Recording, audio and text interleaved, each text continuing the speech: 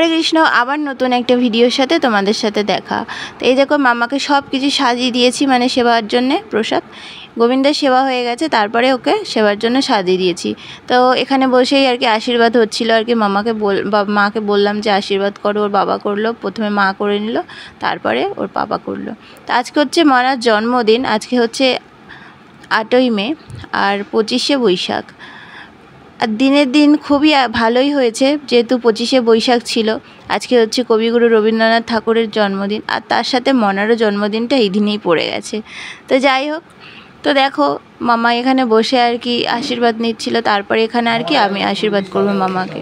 তো বেশি লোকের কিছু আয়োজন ছিল না, খুবই অল্পের মধ্যে সবাই মানে ঘরে ঘরে আর কি যাইদের ডেকেছিলাম, আর রাত্রেবেলা কেক কাটবে তখনই ওরা আসবে। তো এর পরের ভিডিও অবশ্যই তোমাদের সাথে শেয়ার করব। এই দেখো মামাকে আশীর্বাদ করছিলাম, মামা ক্যামেরার দিকে তাকিয়ে কিন্তু অনেক কিছু বলছিল, আর মামার মুখটা কিন্তু খুব অফ ছিল। আর দেখো পাখার আওয়াজ হচ্ছে, পাখাটা যেহেতু খুব আওয়াজ হয় সে কারণের জন্য আওয়াজ হচ্ছে, প্লিজ কিছু মাইন্ড করো না। তো যাই হোক, যারা আমার ফেসবুক থেকে দেখছো তারা কিন্তু ফেসবুকটাকে ফলো করে দিও, কমেন্ট করো আর লাইক করো কিন্তু কেমন হয়েছে ভিডিওটা। আর দেখো যারা আমার ইউটিউব থেকে দেখছো তারা কিন্তু প্লিজ আমার চ্যানেলটাকে সাবস্ক্রাইব করে দিও, শেয়ার করো অ্যান্ড লাইক করো, ঠিক আছে? আর কমেন্ট করতে কিন্তু ভুলো না। তো এরকম মাম্মাকে আমি খাইয়ে দিলাম, আর মাম্মা কিন্তু একটু মানে পায়েস খেতে চায় না, মানে খুবই বায়না করে, মিষ্টি খেতে তো একদমই চায় না। তো যাই হোক, আমার ভাগ্য ছিল যার জন্য খেয়েছে।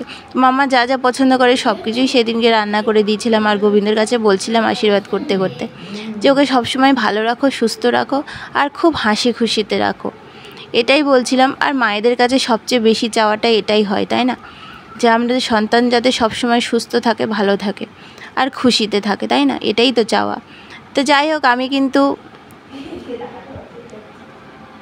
ভিডিওটা তোমাদের সাথে শেয়ার করলাম, কেমন লাগলো অবশ্যই কিন্তু বলো, আমি কিন্তু অপেক্ষায় থাকবো। তো মামা এখানে দেখো মানে ক্যামেরার সামনে দাঁড়িয়ে রয়েছে, আর মামাকে একটা কী দেবো ভাবনা চিন্তা করতে করতে কিছুদিন ধরে মামা বলছিল যে একটা আমাকে লকেট তৈরি করে দাও, তো সেটাই ওকে তৈরি করে দিয়েছিলাম, তো সেটাই আনতে গিয়েছিলাম।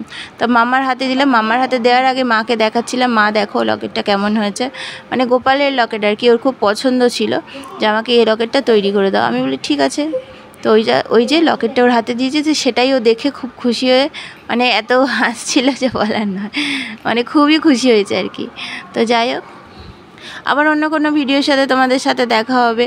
তো এই যে দেখাচ্ছিলাম যে লকেটটা কেমন হয়েছে, তো তারপরে মামাকে অল্প একটু আমি মানে অন্নপ্রসাদ মাখিয়ে খাইয়ে দিলাম, বললাম আজকের দিনে খাইয়ে দিতে হয় তোকে। কারণ মামা বলছে যে না না আমাকে খাওয়াতে হবে না, আমি নিজেই খেয়ে নেবো।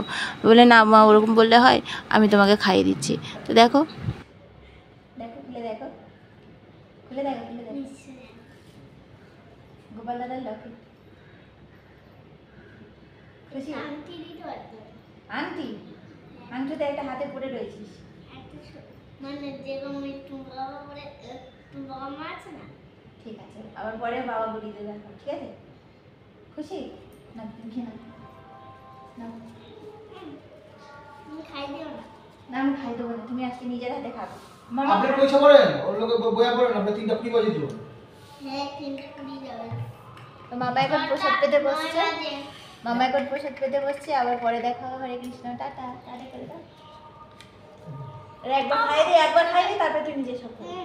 একবার খাই দিতে হয়, আজকের দিনই খাই দিতে হয়। একবার একটু মা খাই দে, তারপর তুই না একবার খাই দিই, আমি একবার খাই দিই তারপর তুই নিজে। আমি সব রকম দিয়ে আমি খাই দিই তারপর তুই নিজে।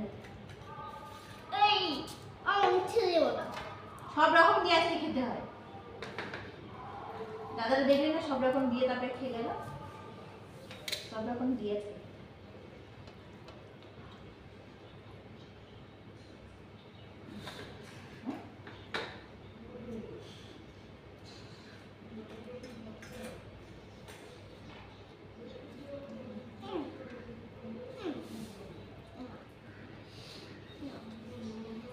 তুই পটল খাস না, ধনে খাস না, লঙ্কা খাস না।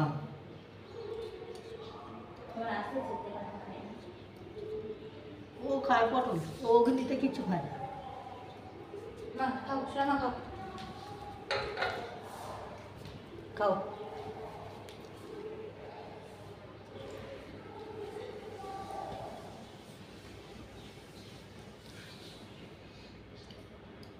ও এবার তো মোবাইল দিয়ে দাও।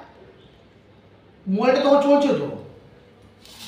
ভিডিওটা ভিডিও হচ্ছে তো না, ওটা আমি সব সকালের খিচুড়ি দেখতে দেবো। দে